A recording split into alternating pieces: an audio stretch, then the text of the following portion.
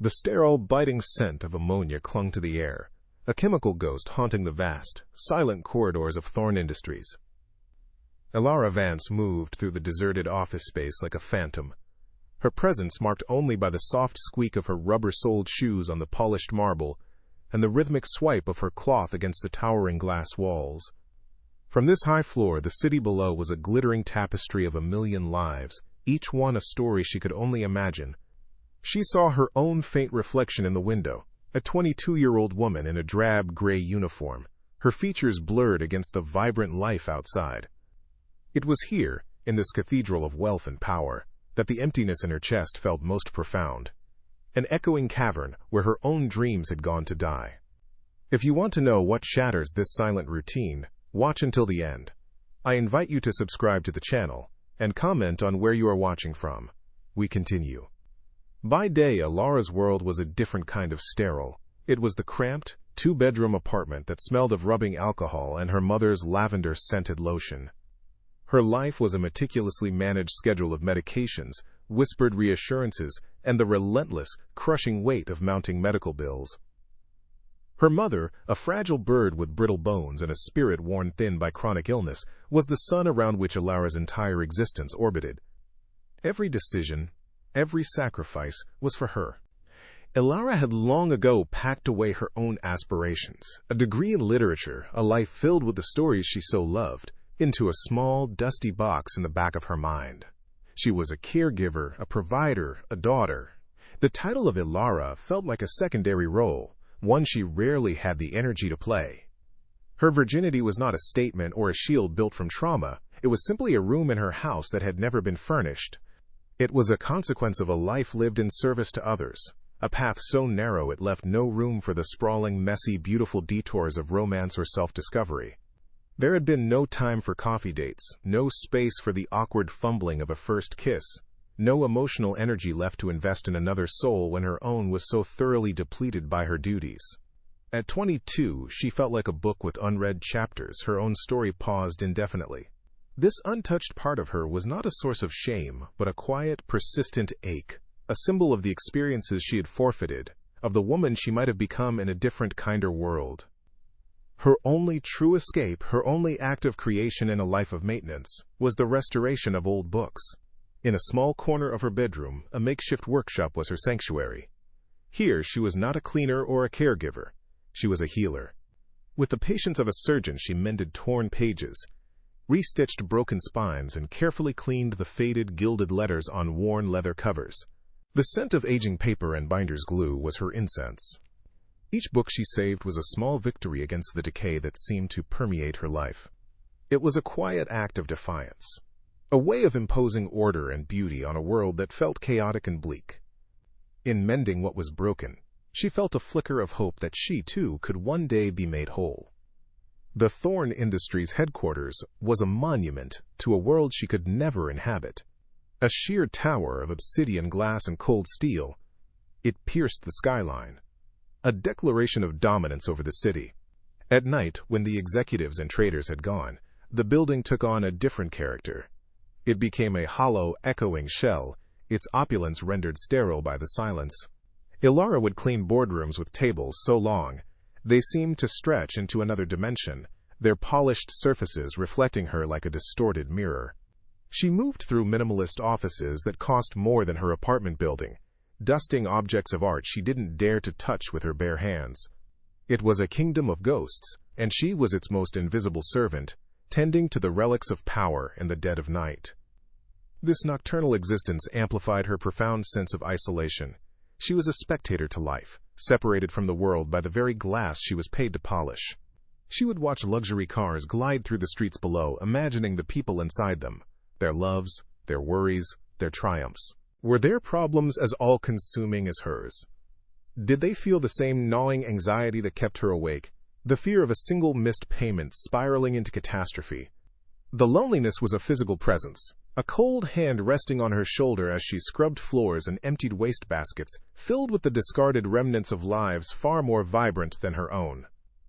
She was young, yet she felt ancient, her spirit weathered by a quiet, unending war for survival. One night, she paused her work, leaning her forehead against the cool glass of a corner office on the 48th floor.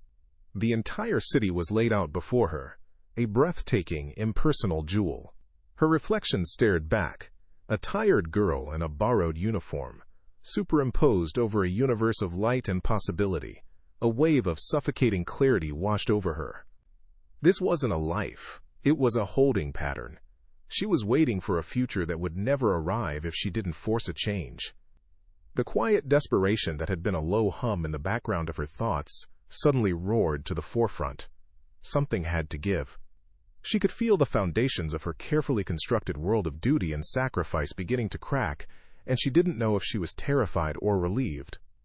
The daylight hours shrank Ilara's world to the dimensions of a small second-floor apartment in a part of the city the postcards ignored. Here, the air was a constant, layered scent of her mother's illness, the sharp tang of antiseptic warring with the soft, powdery aroma of old books. Books were her only luxury, stacked in precarious towers that threatened to reclaim the limited space.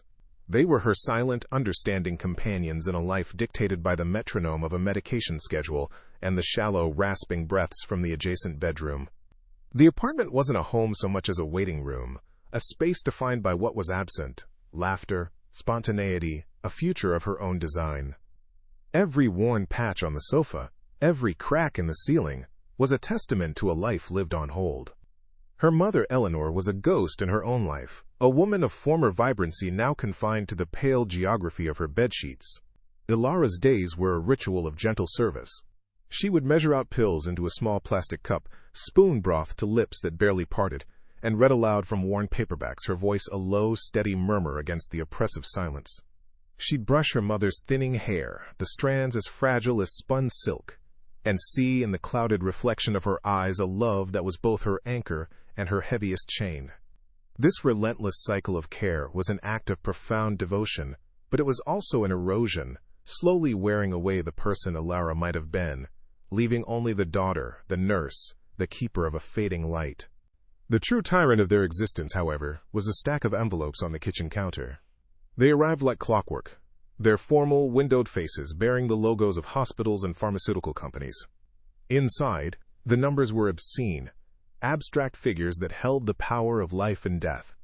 Ilara would stare at them under the dim kitchen light, her stomach twisting into a familiar cold knot. The experimental treatment the doctors had mentioned was their only flicker of hope, a distant star in a black sky. But its cost was astronomical, a sum that felt more like a cruel joke than a medical bill. Each number was a bar in her cage, a reminder of her powerlessness, forcing her to confront the terrifying reality that love and dedication were not enough to buy a miracle. Their last visit to the clinic replayed in her mind like a recurring nightmare. The doctor, a man with kind eyes and a weary voice, had spoken in careful, measured tones about palliative options and quality of life. He presented the new treatment as a long shot, a statistical improbability with a price tag that assumed a different kind of life, a different social stratum. He never said it was impossible, but his professional sympathy was a thin veil for the unspoken truth. Miracles were reserved for the wealthy. Ilara had listened, nodding numbly, feeling the chasm between her world and the world where such treatments were a viable choice widen into an impassable canyon. She left with a pamphlet in her hand and a stone in her heart, the scent of the sterile clinic clinging to her clothes. From her bedroom window, she could see the city's harsh dichotomy laid bare. Below, her neighborhood unfolded in a patchwork of worn brick, chain-link fences, and the resilient green of weeds pushing through cracked pavement. It was a world of grit and survival, of people who understood the precarious balance of a single paycheck. But in the distance, piercing the haze of the skyline, stood the glass and steel spires of the financial district. Thorn Tower was the tallest among them, a black monolith that seemed to absorb the light, a constant, silent monument to the power and wealth that was so close and yet so utterly unattainable. It was a symbol of the world that held the key to her mother's survival, a world that she orbited nightly but could never truly enter. The pressure was not just internal. It came in the form of her Aunt Carol, who would visit on Sundays, bringing casseroles and a string of thinly veiled criticisms. "A girl your age, so pretty you should be out meeting a nice young man, settling down," she'd say, her eyes scanning the cramped apartment with a look of pity that felt like a slap. "This is no life, Ilara. Your mother would want you to be happy." Each word was a small, sharp stone, adding to the mountain of guilt and obligation Ilara already carried. Her aunt's vision of a normal life, marriage, children, a small house in a quiet suburb, felt as fantastical and out of reach as the tales in her books. It was a life designed for someone else, someone who wasn't trapped. Sometimes, in the dead of night, she would pull out an old, faded photograph of her parents.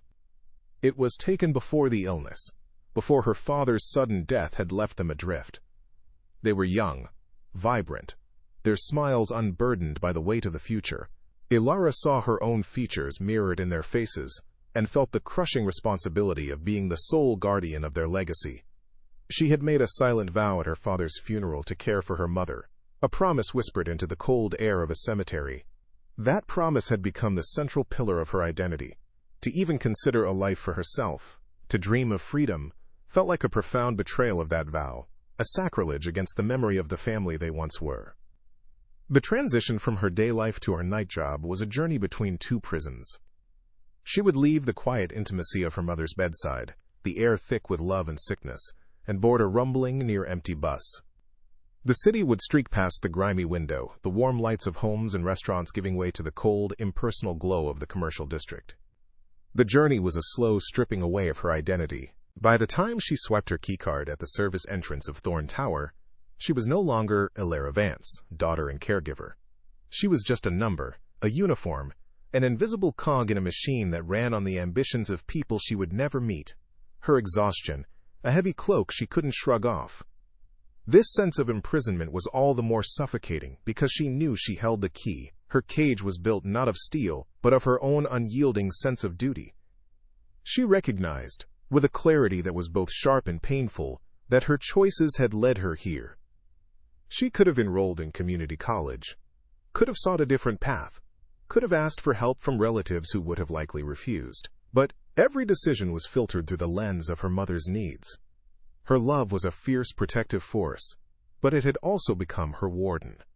This self-awareness offered no comfort. It only intensified her quiet desperation, the growing, frantic desire for a single selfish act of rebellion, a crack in the walls she had so carefully constructed around her heart. Her work mending books became her only act of control in a life that felt utterly unmanageable. In the small circle of light cast by her desk lamp, she would hold the broken spine of a forgotten novel, her fingers tracing the faded gold leaf. With meticulous care, she would align the torn pages, stitch the binding with waxed thread, and gently press the covers back into place. The process was a quiet meditation, a small, tangible victory against the forces of decay and neglect. As she worked, she saw herself in the damaged pages, creased, torn, and yearning to be made whole again. In these moments, surrounded by the silent, sleeping apartment, she allowed herself to hope that someone, someday, might see the value in what was broken and have the patience to put her back together. He was a man who existed more as a myth than a person within the walls of Thorn Industries. Julian Thorn. The name was whispered in the elevators and boardrooms with a mixture of reverence and terror. At 34, he was the architect of the company's ruthless resurgence, a figure carved from ambition and shadows. He moved through his own building like a predator, his presence a palpable drop in temperature, his silence more commanding than any shout. Late nights were his domain, the empty tower a reflection of his own guarded solitude. The empire his father had built and nearly lost was now his fortress, but also his cage, its gilded bars forged from a family scandal so profound it had shattered his belief in loyalty and left a permanent winter in his soul. He trusted numbers, not people, control, not connection. Tonight, like most nights, he stalked the executive floor, the city lights a cold, distant galaxy beyond the glass. The victory of a newly closed acquisition offered no warmth, only the brief, sterile satisfaction of a problem solved. He was surrounded by the trappings of unimaginable success, priceless art, minimalist furniture that cost more than a family home. Yet the silence in his office was an accusation.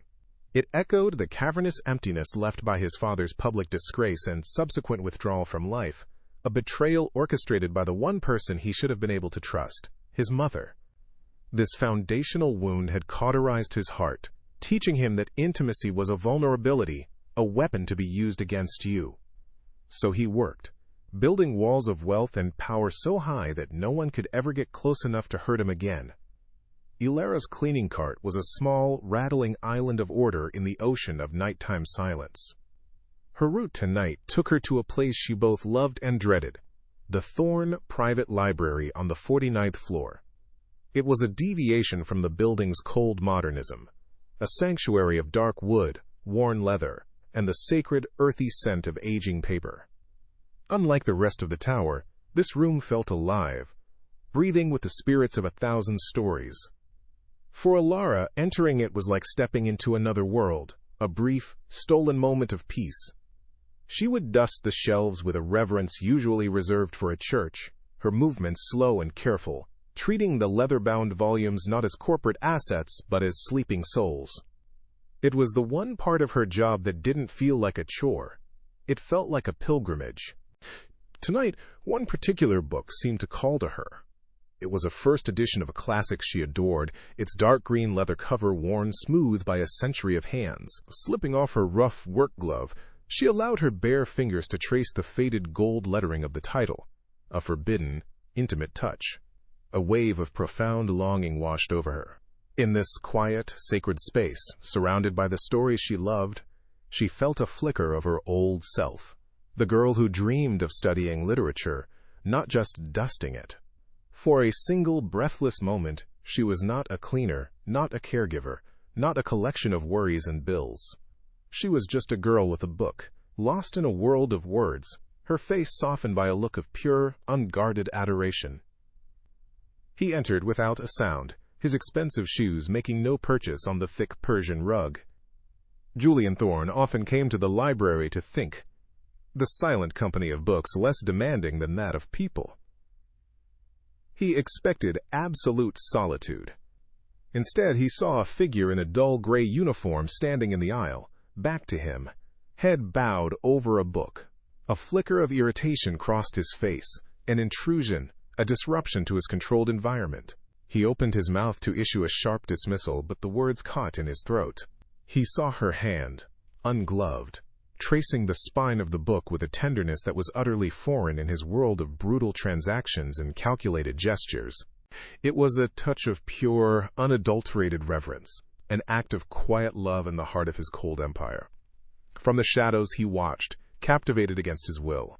He saw the gentle curve of her neck, the way a stray strand of hair fell across her cheek, the rapt expression on her face, illuminated by the low light of a reading lamp.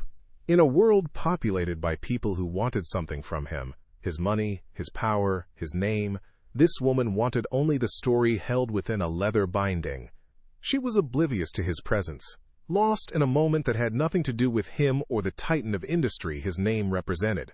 It was a flicker of authenticity so raw and unexpected that it pierced a layer of his carefully constructed armor. He saw not an employee but a soul, and the sight was as unsettling as it was mesmerizing. The spell was shattered by the soft clearing of his throat. The sound was quiet, yet it sliced through the library's silence like a razor. Ilara flinched as if struck, her body instantly rigid with fear and shock. She spun around, her eyes wide, the book slipping from her grasp and landing with a soft thud on the carpet. All the warmth and dreaminess vanished from her face, replaced by a mask of pure, panicked subservience. Her hand flew to her chest, her heart hammering against her ribs. Before her stood Julian Thorne, a man she had only ever seen in glossy magazine photos, now a towering, intimidating presence of flesh and blood, his face an unreadable sculpture of cold displeasure. She felt her invisibility cloak being ripped away, leaving her exposed and vulnerable under his intense, assessing gaze. "What are you doing?" His voice was low, devoid of any warmth, a blade of polished steel. It wasn't a question so much as an accusation. Ilara's own voice was a trapped whisper, unable to escape her throat. I was just dusting, sir." She finally managed to stammer, her eyes fixed on a point just past his shoulder, unable to meet his gaze. She bent down quickly to retrieve the fallen book, her movements clumsy with adrenaline. She felt his eyes on her, a physical weight, dissecting her every motion. She was acutely aware of her drab uniform, her worn-out shoes, the chasm of 1,000 lifetimes that separated the man standing before her from the girl kneeling at his feet. The air was thick with her fear and his unnerving, predatory stillness. He took a step forward, closing the distance between them. The space, which had felt vast and comforting moments before, now felt suffocatingly small. Ilara rose slowly, clutching the book to her chest like a shield. The scent of his cologne, something clean, expensive, and masculine, like sandalwood and cold night air, enveloped her, a stark contrast to the familiar smell of paper and dust. He didn't look at her. His gaze fell to the book in her hands. "You have good taste," he said, his voice still low and measured, but the words held a new, unidentifiable quality. It wasn't praise, it was an observation, a filing away of a piece of data. He reached out, not to take the book, but to lightly touch its cover, his long, manicured fingers brushing against hers for a fleeting, electric second. The contact sent a jolt through her entire body, a spark of warmth that was both terrifying and utterly new. She snatched her hand back as if burned, her breath catching in her throat. His eyes finally lifted to meet hers, and for the first time, she saw something beyond the cold authority. There was a flicker of intense, analytical curiosity, a deep, searching look that seemed to see past her uniform and into the very core of her. He glanced at the small, plastic name tag pinned to her shirt. "Ilara," he read aloud. The sound of her own name, spoken in that deep, resonant voice, was a strange intimacy, a claiming of a part of her she had thought was hers alone. Then, just as quickly, the mask of indifference slid back into place. "Get back to your work," he commanded, turning away and leaving her standing there, heart pounding, the ghost of his touch still burning on her skin. The memory of the encounter clung to Ilara like a phantom scent, more persistent than the ammonia she used to erase the day's traces. In the solitude of her nightly rounds, she would find her thoughts drifting back to the library, to the unnerving stillness of Julian Thorne. It was the brief, shocking brush of his fingers against hers that replayed most vividly in her mind, a fleeting spark of warmth in her cold, predictable existence. She tried to rationalize it, to file it away as a strange anomaly, a random crossing of paths between a king and a ghost. But the way he had said her name, letting it fall from his lips, not as a label but as a discovery, had unsettled something deep within her. It was a moment of being seen, and the feeling was as terrifying as it was intoxicating. Julian Thorne was a man who despised anomalies. His life was a fortress of control, each day a series of calculated moves on a global chessboard. Yet, the image of the cleaning girl in his library had become a persistent, unwelcome variable. He had pulled her employee file, Ilara Vance, 22, address in a part of the city he only ever saw from his helicopter. No notable infractions, no remarkable history. Just a quiet, unremarkable existence. It was this very simplicity that gnawed at him. He was accustomed to people who clamored for his attention, who wore their ambitions like armor. Her quiet reverence for a simple object, her complete lack of awareness of him, was a puzzle. It was a flicker of something genuine in his gilded, artificial world, and against his better judgment, he found himself wanting to see it again. A week later, he sought her out. It was a calculated impulse, a deliberate break in his own routine. He found her on the 35th floor, wiping down the vast, empty conference table, her reflection a solitary figure in the polished black surface. He didn't speak at first, simply stood in the doorway, a shadow she didn't notice until she straightened up and saw him. Her reaction was the same. A sharp intake of breath, a flash of panic in her wide eyes, her body tensing as if bracing for a blow. The air between them crackled with an unspoken history, thick with the memory of the library and the weight of their disparate worlds. He was the predator, she the startled prey, and the vast, silent office was their shared, claustrophobic cage, making the space feel both immense and suffocatingly intimate. He walked toward her, his footsteps echoing in the silence, and invented a reason for being there, a misplaced file, a forgotten document. It was a flimsy pretext, and they both knew it. As he pretended to search, his eyes were on her. He took in the details he had missed before. The slight fraying at the collar of her uniform, the way she held, her hands clasped tightly in front of her, a gesture of self-protection. He saw the faint shadows of exhaustion under her eyes. There was a quiet dignity about her, an unbroken spirit that seemed entirely at odds with her subservient posture. This contradiction fascinated him. She was not like the other women in his orbit, who were polished, transactional, and hungry. Elara Vance was simply present, and her quiet authenticity was a magnet for his own damaged soul. The letter that changed everything arrived on a Tuesday, its crisp, official envelope a harbinger of doom on the cluttered kitchen table. It was from the oncology department, a formal, sterile document outlining the failure of the current treatment and the rapidly closing window for the experimental alternative. The cost, printed in stark black ink at the bottom of the page, was a figure so vast it seemed to belong to another language, another reality. Elara stared at it, the numbers blurring through a film of hot, unshed tears. This was it. The end of the line. The quiet desperation that had been her constant companion now became a screaming, clawing panic. Her love, her sacrifice, her tireless work. It was all meaningless against the brute force of a number on a page. She was trapped, and the walls were finally closing in. 2 nights later, she was summoned. Not with a quiet appearance in a hallway, but with a formal, terrifying command from her supervisor to report to the CEO's office on the 50th floor. The elevator ride felt like an ascent to her own execution.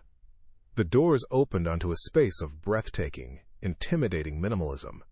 The room was vast, walled in glass, with the city lights spread out below like a fallen constellation. Julian Thorne sat behind a desk that looked like a slab of polished obsidian, a king on his throne. He didn't rise, simply watched her approach, her squeaking shoes the only sound in the cavernous silence. She stopped before the desk, a small, gray figure in a universe of power and wealth, feeling every inch the insignificant insect she was supposed to be. He gestured to the chair opposite him, a sleek leather creation that probably cost more than her rent for a year. She sat stiffly on its edge. Without preamble, he laid out his proposition. His voice was calm, devoid of emotion, the tone he might use to discuss a corporate merger. He spoke of a charity gala, of the need to project an image of stability, of a companion for the evening. And then he named the price. He slid a piece of paper across the desk. It was a number, the exact number from the hospital's letter. He had investigated her. He knew. The cold, transactional nature of the offer was a physical blow, leaving her breathless. He was offering to save her mother's life, and in exchange, he wanted to purchase her for one night. A storm of emotions raged inside her, white-hot shame, a deep cellular humiliation that made her skin burn. He had peeled back her life and found her most vulnerable point, her most desperate need, and was now leveraging it with surgical precision. It was cruel, calculated, and utterly dehumanizing. Yet, beneath the shame, a darker, more complex feeling stirred. A terrifying, magnetic pull towards the man who held all the power, who saw her so clearly. The offer was a violation, but it was also a connection, a twisted, desperate tether between their two worlds. To be bought by him felt like a degradation, but it also felt, in some strange and forbidden way, like being chosen. The conflict was a silent scream in her soul, a war between her dignity and her desperation. Her mind flashed to an image of her mother, her face pale against the pillows, her breathing a shallow, fragile rhythm. She saw the stack of unpaid bills, the kind but helpless eyes of the doctor, the closing window of hope. There was no choice. There had never been a choice. The life she had been fighting to preserve was not her own. Her dignity was a luxury she could no longer afford. "I'll do it," she whispered, the words tasting like ash in her mouth. She didn't look at him, keeping her eyes fixed on the glittering, indifferent city beyond the glass. With those 3 words, a pact was sealed. She had just sold the one thing she thought she had left to her name, a small, quiet piece of her own soul. The preparations began the next day, a surreal invasion of his world into hers. A woman with a severe haircut and a clipboard arrived at her cramped apartment, her expensive heels clicking with disapproval on the worn linoleum. She brought with her rolling racks of designer gowns, their silks and satins a shocking river of opulence in the small, book-filled living room. Ilara stood numbly as she was measured and assessed, the woman's professional hands cold against her skin. The dresses felt like costumes from a fantasy, alien to her body and her life. Each one she tried on was a reminder of the charade, a beautiful lie she was being paid to inhabit. The intrusion was profound. His wealth wasn't just solving her problem, it was colonizing her reality, remaking her in its own image. Julian was there for the final fitting, held not in her apartment but in a private suite at a luxury boutique. He stood by the window, a dark, silent silhouette against the afternoon light, observing the process with an unnerving, proprietary intensity. He dismissed several gowns with a flick of his hand before she emerged in a dress of deep emerald silk that clung to her form. He fell silent. He walked towards her, circling her slowly, his gaze not lecherous but something far more disturbing. It was the look of an artist assessing his creation. He was not just choosing a dress, he was choosing the precise way he wanted her to be seen, shaping her into a perfect, temporary accessory for his life. The feeling of being his possession was suffocating. He stopped in front of her, his proximity a palpable heat. From a velvet box, he produced a necklace, a delicate cascade of diamonds that glittered with cold fire. "Turn around," he commanded, his voice a low murmur. Her heart hammered against her ribs as she obeyed, her back to him. She felt the shocking cold of the jewels against her warm skin, followed by the feather-light brush of his fingertips as he fastened the clasp at the nape of her neck. The touch was brief, professional, yet it sent a tremor through her entire being. It was an act of ownership, a branding. The weight of the diamonds felt symbolic, a beautiful, costly chain binding her to him, to this night, to this impossible bargain. She closed her eyes, fighting the dizzying mix of repulsion and a strange, nascent thrill. She felt his breath near her ear as he leaned in, his voice a low, conspiratorial whisper. "Tonight, you are not a cleaner, you are not a caregiver, you are with me. You will smile when I smile. You will not speak unless spoken to. You will look at me as if I am the only man in the world." Each instruction was a carefully placed brick in the wall of her new identity, a cage of etiquette and performance. The intimacy of his proximity was a stark, terrifying contrast to the coldness of his commands. He was teaching her how to be a perfect illusion, and the lesson was a slow, deliberate erasure of herself. She was an object to be positioned, a doll to be animated, and her growing desire to please him was the most shameful feeling of all. For Julian, this was supposed to be a simple transaction, a strategic move to secure a business deal. He had chosen her for her very invisibility, her lack of ambition, believing she would be a blank slate he could easily control. But as he stood behind her, the scent of her skin, something clean and simple, like soap and old books, filled his senses, cutting through the sterile artifice of his world. He saw the vulnerability in the delicate line of her neck, the tremor in her shoulders, and felt a disquieting crack in his own armor. He was drawn to the very soul he was attempting to disguise, the quiet strength he was trying to puppeteer. For the first time in years, he felt a flicker of something other than ambition or control. It felt dangerously like a need. The night of the gala arrived like a final judgment. Ilara stared at her reflection in the full-length mirror of the hotel suite he had provided. A stranger stared back. A woman of impossible elegance, her hair swept up, her skin glowing, her body encased in emerald silk and diamonds. But her eyes were the same, wide, haunted, and filled with a profound sense of loss. She looked like a character from one of her books, a tragic heroine stepping onto a stage not of her own choosing. She was beautiful, but she was a fraud. This woman was not her. This was a creation of Julian Thorne's wealth, a hollow sculpture built for a single night's performance. The final piece of her identity felt as if it were slipping away, lost in the shimmering reflection. A soft knock on the door announced his arrival. She opened it, and for a fraction of a second the mask of cool indifference on his face faltered. He looked at her, and in that silent, suspended moment, the air between them was no longer about a transaction. It was charged with something far more potent and dangerous. He saw not just the beautiful woman he had created, but the quiet girl from the library, her soul looking out from behind a mask of glamour. He extended his arm, a silent, formal command. She placed her trembling hand on his sleeve, the fine wool of his tuxedo a stark contrast to her own rough work uniform. As they walked out into the night, the charade began, but the lines between the performance and the reality had already started to irrevocably blur. The ballroom was a galaxy of manufactured light and sound, a universe where Elara was a foreign dying star. The murmur of 100 conversations, the clinking of crystal glasses, and the distant swell of a string quartet blended into a meaningless, oppressive hum. She stood beside Julian, a perfect, silent statue in emerald silk, her smile a painful mask held in place by sheer will. Every polite nod, every empty pleasantry he exchanged, felt like a small death to her own spirit. He had instructed her to look at him as if he were her entire world, and in a terrifying way, he was. He was the architect of this gilded cage, the keeper of her mother's future, the man whose power was so absolute it could erase her very identity. The air grew thin, the diamonds at her throat felt like a hangman's noose, and a single rebellious thought screamed through her. I am not for sale.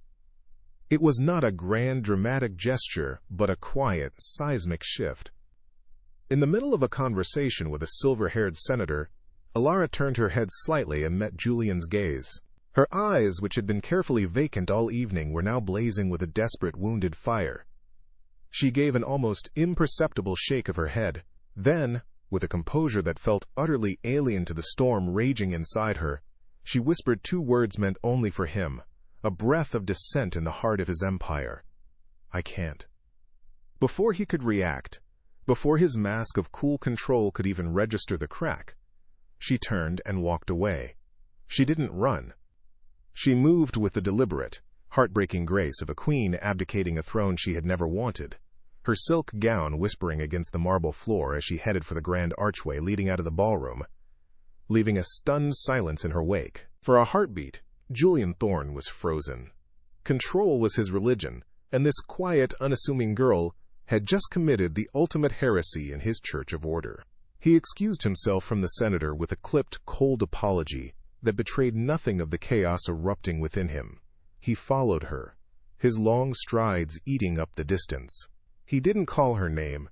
He simply pursued her, a predator whose prey had inexplicably broken from the script. He caught up to her in a silent, tapestried hallway, the muffled sounds of the gala a world away. He took her arm, his grip not painful but absolute, a manacle of flesh and bone. "Where do you think you're going?" he asked, his voice a low, dangerous growl. But beneath the anger, she could hear something else, something she had never heard from him before, a tremor of raw, undisguised panic. The elevator ride to the penthouse suite was a masterclass in suffocating silence. They stood on opposite sides of the small, mirrored box, their reflections watching each other with a tension that was almost unbearable. The city lights streaked past the glass wall, a silent, indifferent witness to the implosion of their fragile arrangement. Elara could feel the heat from his body, the intensity of his gaze burning into her profile. She kept her own eyes fixed on the ascending numbers, each one a step closer to a reckoning she both craved and feared. When the doors finally slid open with a soft chime, he didn't release her arm. He led her into the vast, impersonal suite, the door clicking shut behind them with a sound of chilling finality. The charade was over. The performance had ended. They were alone with the wreckage. She finally pulled her arm free, turning to face him in the center of the cavernous room. The city glittered behind him, framing him in a halo of cold, distant light. "This was a mistake," she said, her voice trembling but clear. The dam of her composure finally broke, and the words, the humiliation, the shame of the entire night came pouring out. "Did you enjoy it, watching your new possession perform? The quiet little cleaner, scrubbed and polished for your friends to admire. Was I convincing? Did I look at you with enough adoration? Is this what your money buys, Julian? A life? A soul?" Tears streamed down her face, hot trails of defiance against her perfect makeup. each one a testament to the part of her that refused to be bought, that refused to be broken by his world or her own desperation. He didn't answer with anger or dismissal. He simply stared at her, his face a canvas of conflicting emotions. The cold mask was gone, and in its place was a raw, aching vulnerability that stunned her into silence. "Yes," he finally said, his voice rough, stripped of its usual authority. "That's what I thought it bought. It's all I know how to do. I don't build things, Ilara. I acquire them. I control them, because the one time I trusted something I couldn't control, it destroyed my entire world." He took a hesitant step closer, his eyes pleading with her to understand. "I saw you in the library. You weren't looking at me, you weren't looking for anything. You just were. And I wanted that. I wanted to own that piece of peace. But I only know how to put a price on things." His confession hung in the air between them, a fragile bridge across the chasm of their two worlds. He had not seen a pawn. He had seen a sanctuary, and, in his brokenness, had tried to conquer it. The anger drained out of Ilara, replaced by a wave of profound, heartbreaking empathy. He was just as trapped as she was, in a gilded cage of his own making. He was now standing so close, she could see the flicker of fear in his dark eyes, the fear of a man laying down his weapons for the first time.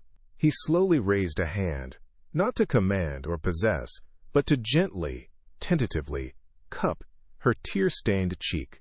His thumb brushed away a tear, the touch a shocking, searing brand of tenderness.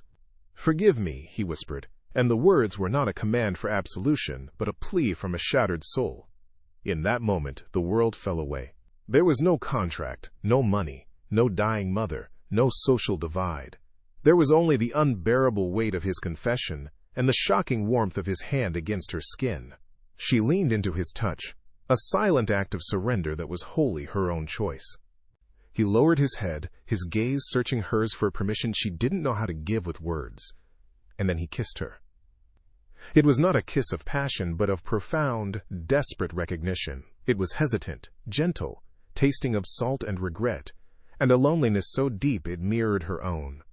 It was a collision of two solitary worlds, a quiet, shattering impact that broke through every defense she had ever built, every wall he had ever hidden behind.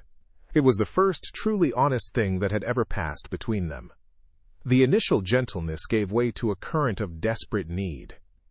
The kiss deepened, becoming a frantic, searching exploration, a silent conversation of everything they couldn't say. His other arm came around her, pulling her flush against him, and she wrapped her arms around his neck, clinging to him as if he were the only solid thing in a collapsing universe. For Ilara, it was a terrifying, exhilarating awakening. This was the unread chapter of her life, and it was more vivid, more overwhelming than any story she had ever mended. For Julian, it was an act of complete and utter abdication. He was letting go of the control that had defined him, surrendering to a feeling so powerful it threatened to annihilate him. It was not a transaction, it was a fusion, a raw and beautiful annihilation of the people they had been just moments before. When they finally broke apart, they were both breathless, their foreheads resting against each other. The silence that filled the room was no longer empty or tense. It was heavy, sacred, filled with the immensity of what had just happened. The deal was broken. The lines had not just been blurred, they had been vaporized. He looked at her, his eyes dark with an emotion she couldn't name, and she saw not a cold billionaire but a man laid bare, his wounds as visible as her own. The money for her mother's treatment felt like a ghost in the room, a relic from another lifetime. She had walked into this night as a pawn in his game, but in one act of transgression, in one moment of shared, shattering vulnerability, she had somehow managed to capture the king. And neither of them knew what to do next. The dawn that broke over the city was a merciless, gray thing, stripping the night of its intimate shadows and exposing the stark reality of their situation. In the penthouse, the silence that followed the kiss was a physical entity, heavier than any words could have been. They stood apart, the space between them once again an impassable chasm. The shared vulnerability had evaporated, leaving behind the awkward, chilling truth of their identities.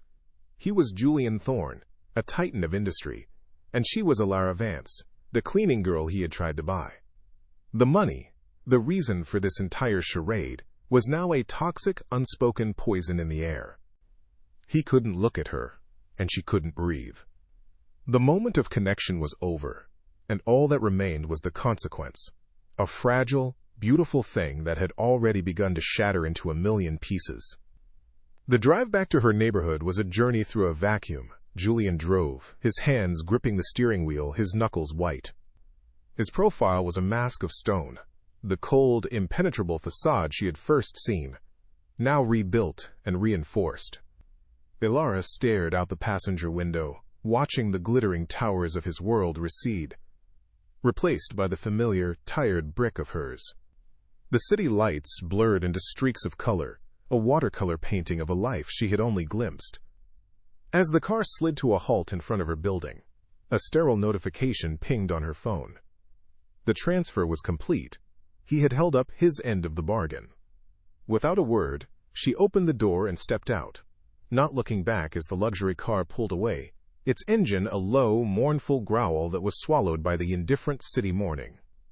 Stepping back into her apartment was like plunging into cold water. The familiar scent of antiseptic and old paper, once a comfort, now felt like the smell of her cage. The opulence of the penthouse, the feel of silk against her skin, the taste of champagne, it all felt like a fever dream. She looked at her reflection in the small hallway mirror and saw only a ghost wearing the remnants of a costume. Stripping off the emerald gown felt like shedding a foreign skin, and she folded it carefully, a relic from another life.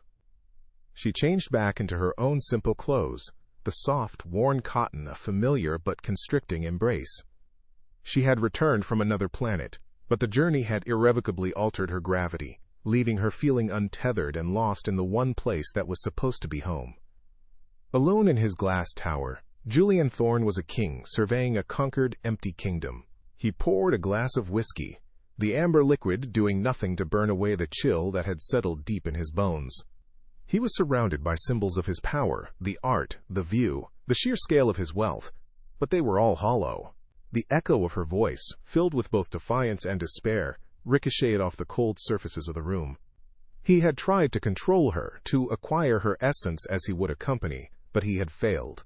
Instead, she had breached his defenses, leaving behind a memory of tenderness so profound it felt like a physical wound. He was a master of a world built on transactions, but he was utterly, terrifyingly unequipped to navigate the terrain of a single, honest kiss. The money sat in her bank account, a silent, glowing number on a screen that represented both salvation and damnation. Ilara tiptoed into her mother's room, watching the slow, rhythmic rise and fall of her chest in the dim light. This was why she had done it. This was the only thing that mattered. Yet, a corrosive guilt ate at her. The kiss had not been part of the deal. That had been a transgression. A moment of weakness that felt like a betrayal of the very sacrifice she was making. She had sold her time, her presence, but she had given something else away for free, something she hadn't known was for sale. She feared she had not only compromised herself, but had also entangled her mother's chance at life with the volatile, unpredictable emotions of a broken, powerful man. In the quiet, lonely days that followed, something began to shift within her. Beneath the layers of fear and guilt, a new feeling took root, fragile but persistent. It was the memory of her own voice in that penthouse, clear and ringing with a strength she didn't know she possessed. For her entire life she had moved in response to the needs of others, a satellite in someone else's orbit. But at the gala, and again in his suite, she had acted for herself. She had asserted her own boundaries, spoken her own truth, and made a choice that was not dictated by duty. This nascent sense of agency was terrifying. It felt like standing on a cliff edge. But it was also exhilarating. She had discovered a core of steel within herself, forged in the fire of that one impossible night.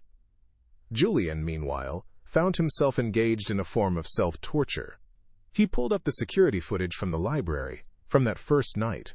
He watched the small, gray figure of Ilara, her head bowed in reverence over the book. He played it again and again, trying to pinpoint the exact moment she had become more than just an employee, more than an anomaly. He was trying to deconstruct the magic, to reduce it to data he could understand and control. But the footage only amplified his frustration. It showed him what he had seen then, a flicker of pure, unadulterated soul. a soul he had tried to purchase, and, in doing so, had nearly extinguished. His power, which could move markets and build empires, was utterly useless against the simple, devastating truth of that memory. With a heavy heart, Alara began the process. She made the calls, scheduled the consultations, and signed the paperwork for her mother's treatment. Each step, which should have been a moment of triumph, felt like a walk of shame. The crisp, professional voices of the hospital administrators, the sterile scent of the clinic, it all served as a stark, painful reminder of the deeply personal, chaotic, and intimate moment that had made this all possible. The money was clean, transferred through legitimate channels, but to her it felt marked, stained by the memory of diamonds on her skin and the desperate, searching pressure of Julian's lips. She was saving her mother, but she felt as though she were paying for it, with a currency far more valuable than dollars, a currency of memory and emotion that was now inextricably linked to him. The silence from him was absolute. A day passed, then 3, then a week. The absence of any contact was a statement more powerful than any dismissal. It confirmed her deepest fear, that for him, the kiss had been a momentary lapse, a regrettable loss of control that was now being corrected by a return to his cold, ordered world. She was a complication he had erased, a transaction that was now closed. The hope that had flickered in the aftermath of their kiss, the foolish, girlish fantasy that something real had been born in that penthouse, slowly died. The rejection was a dull, constant ache in her chest, a pain more profound than the humiliation of the gala, because this pain was not for the character he had created, but for the real Alara he had seen and then discarded. She returned to her small corner of the world, to the company of her books. She picked up a Victorian novel with a spine that had split, its pages threatening to spill out like secrets. Her hands, which had trembled for days, were now steady as she began the meticulous work of mending. She applied the glue, stitched the new binding, and pressed the covers together. But the act was different now. Before, it had been an escape, a way to impose order on a broken world. Now, it was an act of recognition. She saw herself in the damaged pages, in the broken spine. She understood that some things, when they break, cannot be put back exactly as they were. Sometimes, the mending creates a new form, stronger at the seams. She was not the same girl who had worked in the Thorn Tower library, and she was no longer sure she wanted to be. Months bled into a fragile autumn, painting the city in hues of rust and gold. Her mother's laughter, once a faint, reedy sound, now had a quiet strength, a melody returning to a long silent house. The experimental treatment, paid for with a memory Alara tried to bury, was working.